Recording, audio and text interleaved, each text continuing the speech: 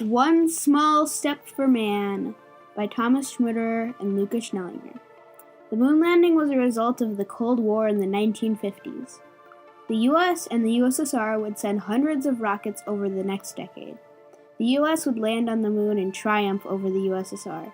The USSR would be left in shambles after the race leaving them broke in a tragic turn of events.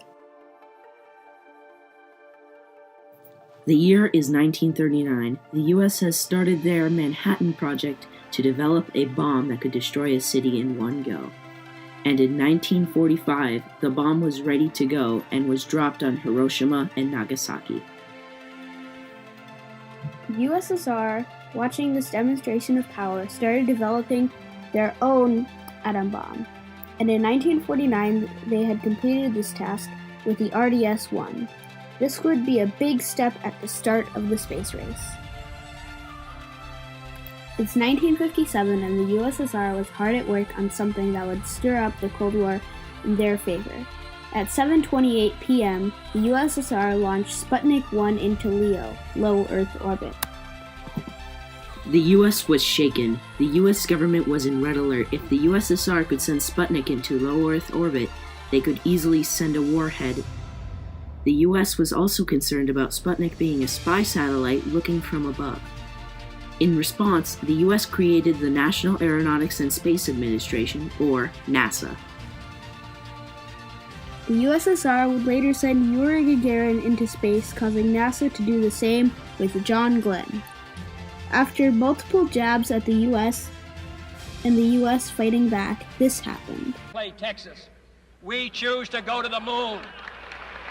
We choose to go to the moon in this decade and do the other things, not because they are easy, but because they are hard. This would start a race that would last for the next decade. The U.S. would have multiple programs leading up to the moon landing, such as Gemini, Mercury, and Apollo, the missions that would send the U.S. to the moon.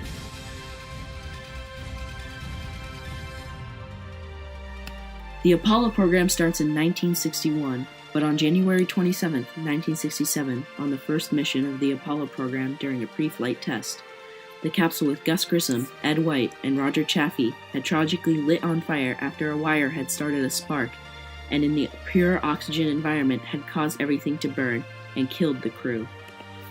This would send them back to the drawing board for months to redesign the capsule. In the later missions, the ship would fly in a 70% oxygen-rich environment. The USSR was hard at work at trying to get to the moon. The USSR, instead of making a whole new rocket, would convert the N-1 rocket they had been working on into a moon rocket. The rocket would be named the N-1L3, which had been originally made as a payload delivery system meant to go beyond LEO, low Earth orbit, but they had decided to convert it into the N-1L3 moon rocket. The USSR would have trouble during the development with how the first stage was underperforming, so the solution was to add 6 more engines instead of adding more fuel. The USSR was in a good position for winning the space race. After Apollo 1, the U.S. would launch their Saturn V, the U.S. moon rocket, on test missions without a crew. The U.S. spies had determined that the USSR were going to launch their first crew around the moon. In response, the U.S. would convert Apollo 8 from a second low Earth orbit test to a loop around the moon. The mission would see Frank Borman, William Anders, and James Lovell go to the moon, orbit, and make a return. The mission went flawlessly, and the crew would take one of the most important photos of all time. The first launch of the N-1L3 on February 21st, 1969 was a failure. Affirming the U.S. spies were right, it was a moon flight. An explosion in Engine 14 would break more on the rocket, such as Engine 24 and Fuel Tank 1, causing the rocket's Stage 1 to light on fire. The rocket had exploded 31 miles from the launch pad. In a tragic turn of events, the rocket would suffer multiple explosions on other launches. It was July 19th, 1969. The U.S. was ready for the mission. the one to end the race. Apollo 11 was the first mission to land on the moon. The crew of 3, featuring Neil Armstrong, Buzz Aldrin, and Michael Collins. The U.S., in fear that the mission would go wrong, they had a backup crew and rocket. JFK was told to prepare a speech in case Neil Armstrong and Buzz Aldrin got stuck on the moon. In the end, the U.S. would triumph over the USSR in the space race. The USSR would suffer multiple failures that would destroy their launch pad. The U.S. would send 6 more Apollo missions to the moon. The most notable was Apollo 13, where the command module service unit had exploded, causing them to cancel the landing on the moon and head straight home.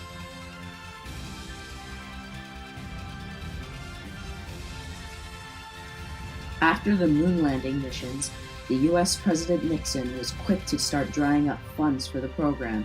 This caused NASA to end the program on Apollo 17 instead of going until 20. The USSR would not stop their space program. The N1L3 was scrapped because the rocket was deemed unstable. They would later send lunar probes to the moon and would later start the Soyuz program, which takes people into space.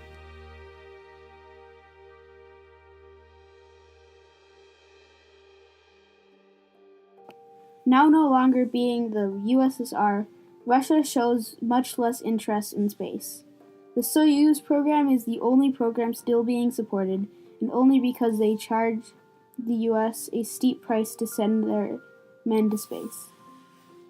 Now the US has a bid to send their men from their own soil, which may result in Russia almost dropping the space program entirely.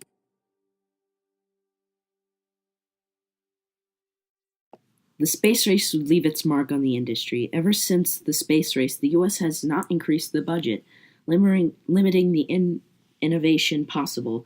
Right now, NASA relies on other companies to launch their goods into space, such as SpaceX and Boeing.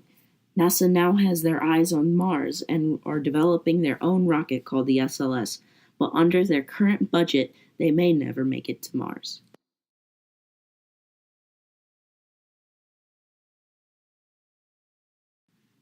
In the end, the space race was a race of innovation spawned by the Cold War. As of writing this, it is the 50th anniversary of the space race, and we would like to honor every person who worked on the N1L3 and the Saturn V, and all the astronauts who put their life at risk for the progression of technology.